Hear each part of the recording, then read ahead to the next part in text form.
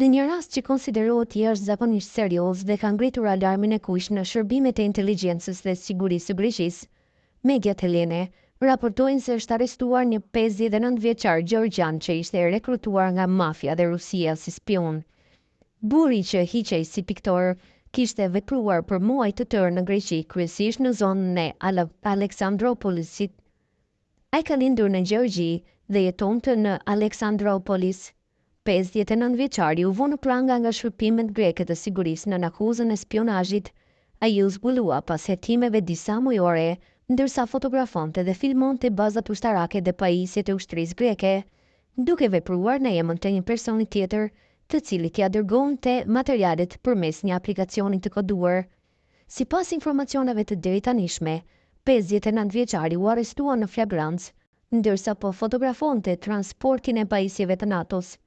Siç pretendoi ai gjatë marrjes në pyetje, atij ishte afruar një person nga Europa Lindore, i cili është aktiv në trafikun e drogës, armëve dhe është gjithashtu i përfshirë në vrasje, dhe prej tij ai ishte rekrutuar për të shërbyer inteligjencës së Rusisë.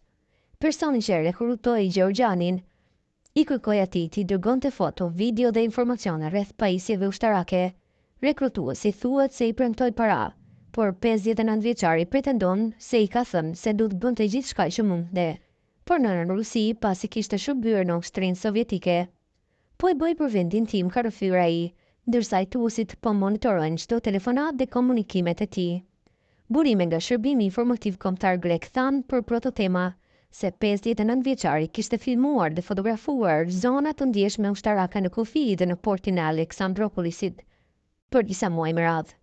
59 vjeçari akuzohet se ja ka dërguar materialin vizual një personi që ndodhet në Lituani, i shëmban pasaport greke, por ka lindur gjithashtu me një vend të ish-bashkimit sovjetik. I njëjti burimi ka thënë Prototemas se edhe personi i dytë është arrestuar në Lituani nga shërbimet përkatëse atje. Kujtohet se që nga shkuti vitit 2022 në Aleksandropolis është transportuar material ushtarak i cili në shumë raste përfundon në Ukrainë. Hetuesit grek po përpiqen të hartëzojnë plotësisht aktivitetin e tij në mënyrë që të përcaktojë se çfarë ka fotografuar dhe kur, por rasti konsiderohet jashtëzakonisht serioz, duke pasur parasysh praninë e forcave amerikane dhe të NATO-s në rajon.